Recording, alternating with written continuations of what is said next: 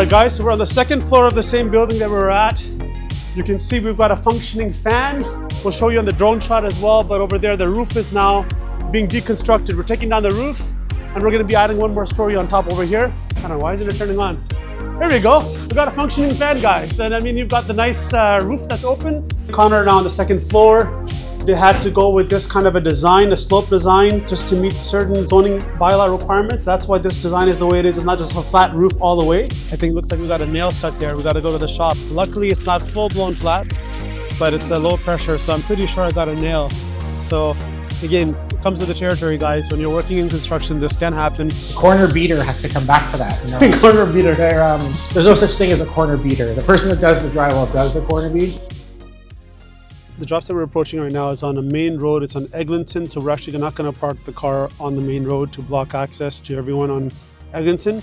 We're just going to pull into one of the side streets and then walk over. This was a very tough site. It had a lot of challenges, maybe some of the biggest challenges we had over at this site, because it was a very tight site. It was on the main road.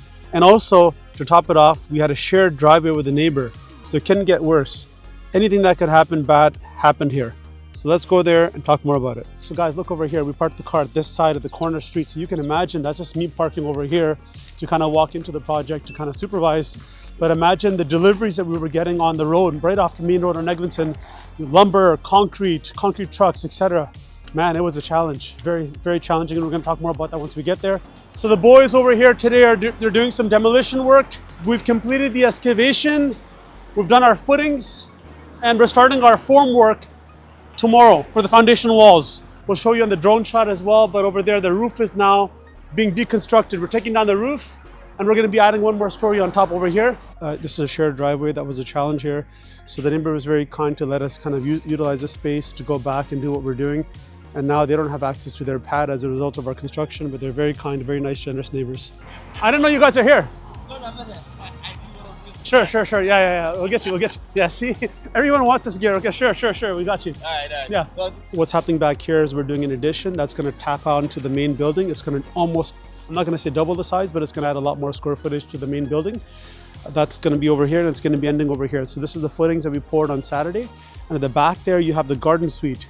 The garden suite is going to also be over there, but this garden suite's unique than anything else we've done in the past. This garden suite has a basement. So it's going to be nice high ceilings in the basement. That's the basement of the garden suite. We're waiting for the surveyor to come on site right now to do what he has to do over here, do his magic.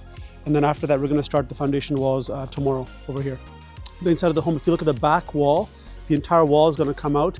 They're going to work on the roof today, and they'll try to take down the roof. So this wall in the back of the home is going to be deconstructed. First, we're going to handle the roof. Once the roof is removed, we're going to then start deconstructing the bricks at the back of this home. So all the bricks are going to be removed by hand, one by one, carefully, so that it doesn't tap on and fall onto the neighbor's side or fall anywhere else, or create extra mess. So we're going to go one by one. We're going to remove the bricks and move them inside and move them out to the the bin in the back. So this is going to get extended to the back over here. So this house is going to have a nice addition. So look at the neighbors back there. Look at how their addition is in the back. That was probably done after the fact. So our addition is going to be very similar to theirs, maybe just a little bit more than what they have over there. They're still removing drywall, I hope, or is it? You guys? All right, guys, so we're on the second floor of the same building that we were at. You can see we've got a functioning fan. The roof is gone. I mean, I don't think you're gonna need this fan. I mean, it's still, still there. I think it still turns on. I don't know, why isn't it turning on? There we go. We've got a functioning fan, guys. And I mean, you've got the nice roof that's open. This is the new design from Plexcon Construction that provides you guys cooling in the summer. So summer days, you've got a nice cool room, but we're gonna close it off for the winter so that you can kind of live over in that section. And in summertime, guys, clear skies, beautiful. And it's fully stripped to the bone for the most part. We do demolition really well. Our boys are in the process right now. They're gonna remove all the nails. All these nails from all these studs are gonna be removed. It's gonna be a very nice, clean demolition. If you guys have any demolition projects, give us a call. We'll help you with that as well.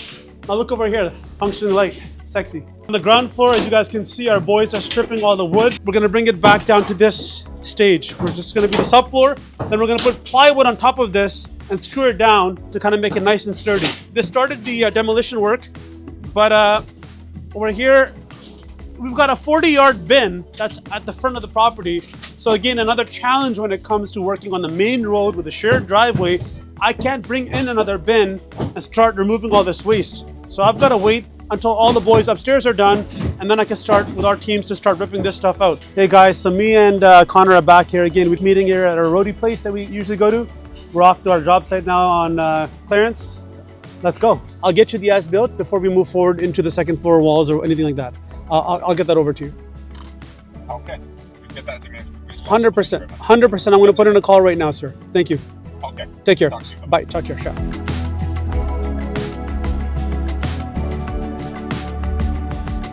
Hey guys, so we're back at this garden suite here. It's a very small, tiny garden suite. We have just basically more or less finished most of the framing.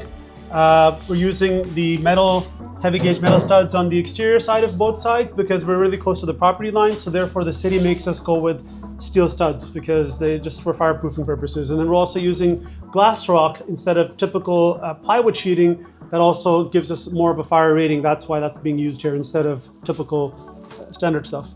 Once the stairs come in, we do a bunch of our back framing, get the electrician in, and after that we get going on with the installation and then drywall and get to the finishing stage. That's it.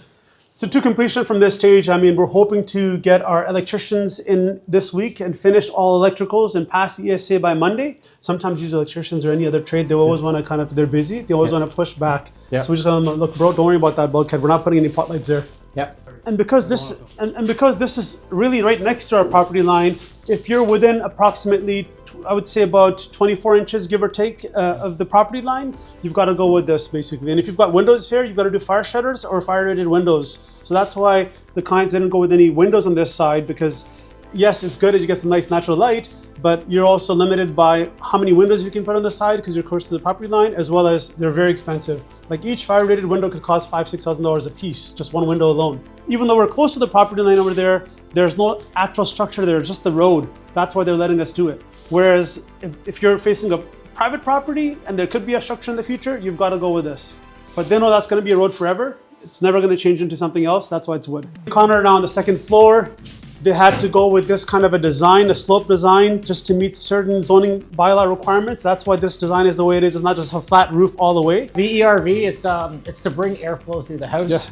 The way houses are made these days, they have a lot of insulation and the vapor barrier. They're very airtight, so there's not a lot of circulation of airflow within the unit. Older houses kind of breathe on their own because of the lack of insulation and the lack of vapor barrier. So this helps bring in fresh air from the outside and takes all the recycled air that you have inside out of the house, helps with moisture, helps with humidity, helps with healthy living as well. Keeps the airflow and the air quality better inside the house. On the ceiling, you'll notice that there's not a lot of space here for us to do an attic insulation. Usually you go with an R60 for the attics.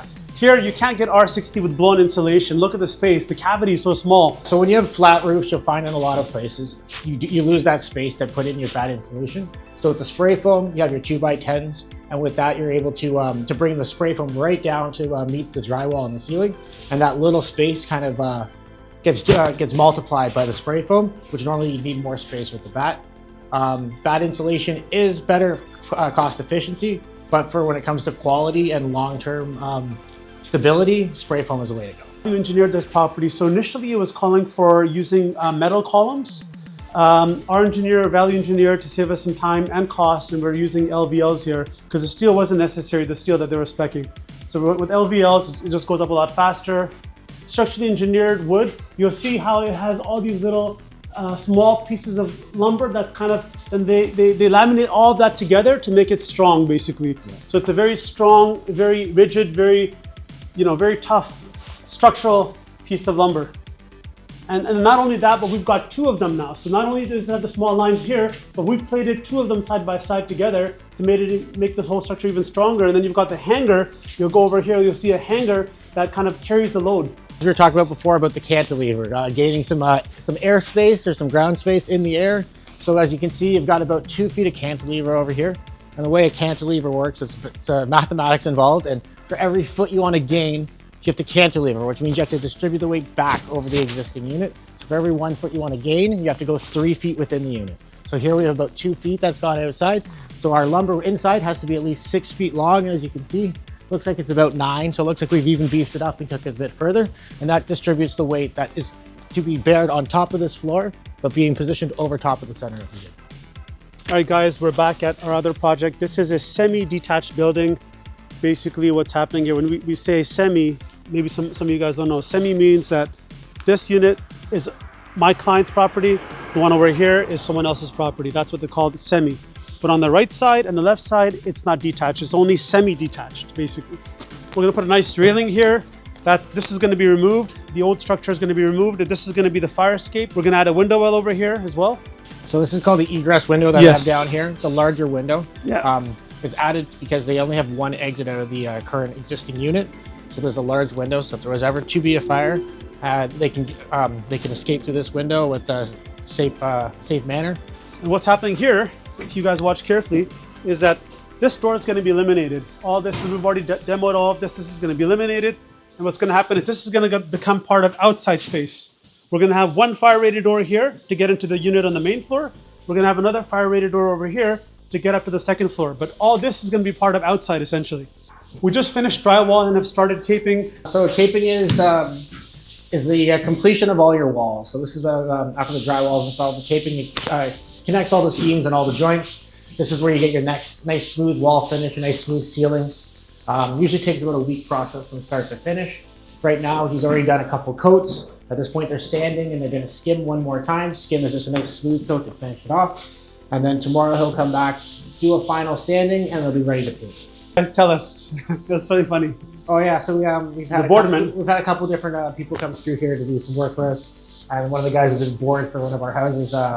The job got completed with the drywall, and then we came back to make sure it was ready for taping. And he told us, like, oh no, the corner bead needs to be done. The corner bead, as you can see over here, is the metal finish that goes on all the corners. It makes a nice clean edge for everything to be taped. Yeah. And the gentleman told us, like, oh no, that's not my job. The corner beater has to come back for that. Corner beater. There's no such thing as a corner beater. The person that does the drywall does the corner bead. That's it. Just someone that was trying to get away with being short-handed and didn't want to do the work themselves. This basement here, this is as from back in the days, the old building codes. But now with the new building codes coming in, even though we aren't doing anything to the steps, we're keeping the same steps. The building inspector is saying that ceiling over there, it's just not compliant with the current building code. Yeah, so originally, because we are changing this into a living space, there are certain codes that have to be required when it comes to stair heights and height for your stairs. So as you can see walking down, this is a very low headspace. Yeah. I'm not a very tall person and I'm already hitting my head. Yeah. The requirements is we have to bring this up. We have to bring this up to at least 6'5". That's your requirements to have for headspace when you're coming down a staircase. We'll give it some extra strength with probably a lentil and underneath to support the weight, but we're gonna cut it up here, and that way there'll be more headspace going into the basement, safer for everybody and to meet the building. Again, they didn't go with underpinning here, so you guys can see the height is very low. It's not the most ideal height, obviously, but it complies overall. Again, here's the egress window, seeing it from the inside. As you can see, it's put at a height to make it accessible for anyone that lives in this unit to get out, any children, any elderly people. But again, it's a large window. It has to be bigger than most basement windows. This way that no matter what, if there's any kind of fire, any kind of problem at the back where the main entrance is, they can safely get themselves out through the front. Now we're using glass rock here in substitution of cement board. Is this more for waterproof purposes? So glass rock is similar to cement board. Both of them are acceptable for using in washrooms. They don't absorb humidity, they don't absorb moisture. So regular drywall over time will start to grow mold through the humidity and from the moisture. For glass rock and cement board, the material and the stuff in the material won't absorb any kind of water. So here we're taking an old structure, we're turning it into a garden suite. As you can see, old lumber, no insulation whatsoever. So we have framed it here. On this, we're gonna be adding batt insulation. But because this is an older unit and to get the warmth and the R value that we require in our insulation, on this we're going to be putting rigid styrofoam insulation. This here is going to go on the exterior wall prior to us insulating with batt insulation. Batt insulation will go on, and then we'll put our vapor barrier, and that will give all the heat retention inside the unit, as well as keeping the cold from penetrating into the insulation and ruining our R value. Oh shit, my luck, man. I was so lucky all year, but man, look, we got a flat, looks like we got a nail stuck there. We got to go to the shop. Luckily, it's not full-blown flat, but it's a low pressure, so I'm pretty sure I got a nail. So again, it comes to the territory, guys. When you're working in construction, this can happen. Yeah, but it doesn't matter though. Even if the tire runs out completely, we'll still drive on our rims all the way to the job site. It doesn't matter. You're gonna have to get work done. You can't stop. What we have behind us is guys that are installing the frame for the window that's going to go here. It's going to be a patio door that's going to go here. That's what they're installing. And there were some technicalities that we're basically faced with respect to casing around the frame. We resolved it by removing the casing, and we're going to have a custom-made metal drip edge around it so that it gives it a nice finished look, and it's custom, because they're having a problem where they were stuck, where there was a frame around, there was a casing around the actual frame, which was prohibiting us to install this frame for the patio doors. But now, by removing the casing that came with the window, we've solved the problem. Look, a lot has gotten done. A lot of the gravel is being spread out. A lot of things have happened here. Connor, what are the next steps? What's going to happen here next? So right now, all the plumbing and all the drainage inspections have all passed. So right now we're filling up the basement with the stone. After that, we're going to have it all poured with concrete. And with that being done, we're able to start standing some structural walls in the basement. With the structural walls, we'll be able to put in all the plumbing rough-ins for the basement unit.